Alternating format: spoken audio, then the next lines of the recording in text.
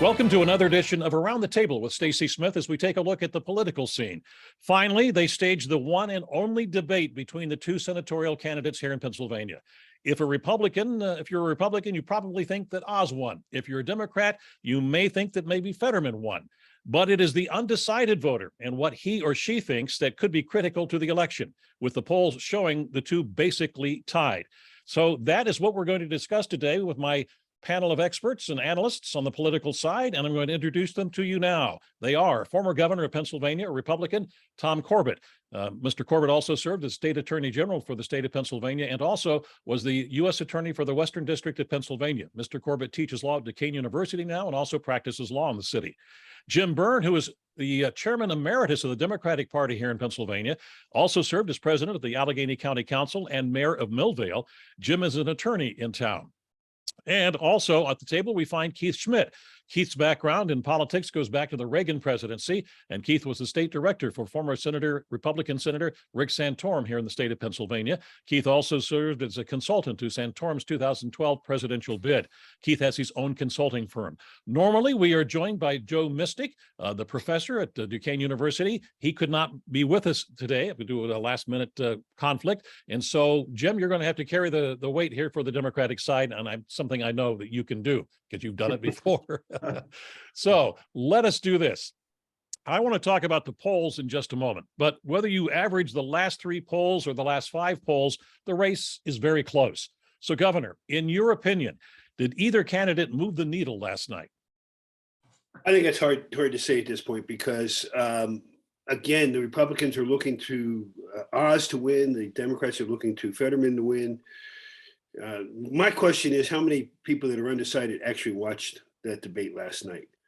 I think it's probably a small number that actually watched that debate, and they're going to come in on election day and make a decision, game day decision as to which way they're going to go.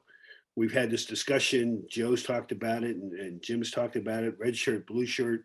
I think there's a lot of that. But watching that last night, it's hard to beat because I'm a partisan. That either candidate moved the numbers at all in their favor. I have to interrupt just for a second before I go to anybody else. You're wearing a blue sweater. Does that signify anything? No, that's my color for my eyes. Okay. All right, Jim, let's get your take on this.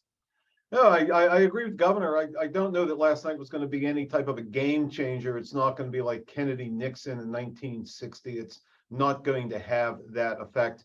The expectations were tempered for John Fetterman. The team got out in front as he continues with his recovery and said, this is right in Dr. Oz's wagon wheel. He's a celebrity spokesperson. He's a salesman. This is what he does, gets in front of a camera and spins the narrative and deflects, which he did a lot of last night. So we knew that after this debate, the supporters of Dr. Oz would be screaming and raising their hands up and concern for John's health. John stepped up and went to the debate and answered the questions. Now, Dr. Oz, quite frankly, did not. So, but to your question, I don't know that it's going to change the narratives. We'll get into a little more detail probably as we go further on some of the substance, if you want to call it that, from some of what happened last night. But no, this is about field. This is about get out the vote. That is what this has always been. It is a red shirt, blue shirt cycle. Which jersey, which team has the better field campaign? Voter ID. Identify your supporter, identify your potential supporter, make the contact, make the connection, get the commitment, maintain the connection, and ensure that contact gets to the polls either by voting by mail or in person. Whoever does that better will win that race. And I've seen the coordinated campaign for the state party versus the GOP. Advantage Democrats. Keith. Well, I pray, as all Pennsylvanians pray, for the lieutenant governor to make a full recovery, but nobody can deny, if you watched it or saw the outtakes from last night's debate, mentally and physically, the lieutenant governor is still in the midst of recuperation. Quite frankly, they lowered the expectations for a couple of days, but I think his advisors did him an enormous disservice. He should not have participated in that debate. He was slow on the uptake, seemed confused, often didn't make even sense. And quite frankly, people have to now question whether he's up for the rigors and the stress related to a seat on the United States Senate. I mean, I will give you a boxing analogy. I mean, it was one of those things where if this was a boxing match, I think the referee would have stepped in 10 or 15 minutes into the debate and stopped it.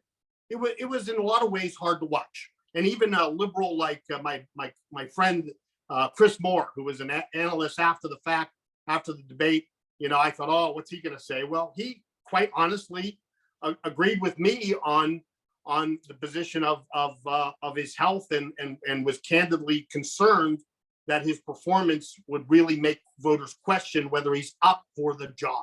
So when you hear that from somebody like Chris Smith, I think it was evident to anyone who watched last night. Let me ask you that, Governor, I said Chris Smith. I apologize. Chris Moore. Chris Moore, I right. just want to correct myself. Exactly. Governor, you said that you don't know that this would necessarily move the needle at all, but because you didn't know how many people really watched this debate. But after this debate, we're talking about it. There have been stories about it. It's in the national news as well. Doesn't that perhaps move the needle for some of those who aren't quite sure? I think it might move not the needle, but the interest of the people to look back into this if they didn't see it before, and to pay attention to the news articles, particularly not about the positions of the individuals, because everybody knows their positions, but unfortunately, the health of Mr. Fetterman, and is he capable of doing this? It became more obvious last night than it has been through the campaign, and as a campaign team, they're going to have to deal with that a little bit more than they had to deal with it before. They got ahead of it. They've gotten ahead of it for the months, in the months leading up to the election. They got ahead of it in the weeks leading up to the debate. They got ahead of it with a press release or a bulletin that, I am still in recovery, and this is what Dr. Oz does. This is right in his wagon wheel, as I said earlier. So those things were covered by Team Fetterman. What's on the ballot? What's on the ballot, generically speaking, is what is going to break or make those undecideds go one way or the other. And what the Democrats will tell you is on the ballot is a woman's right to choose. I've seen as much on social media about Dr. Oz saying politicians should be in the room when a woman makes a decision.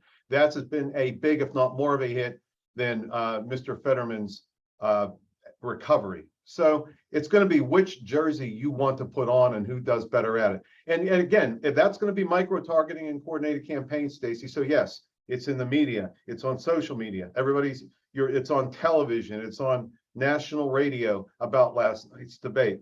But you cannot presume that the 7% undecided are honed in on one story or another.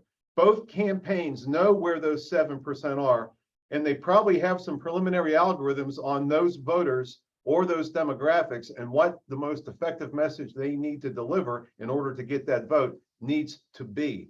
And now with last night, they may tweak their game plans respectively one way or another or to some extent. But at the end of the day, despite the fact that it's the buzz today on these media outlets, it's still going to be about who has the better field. All right, we have to take a break. We'll be back in just a moment.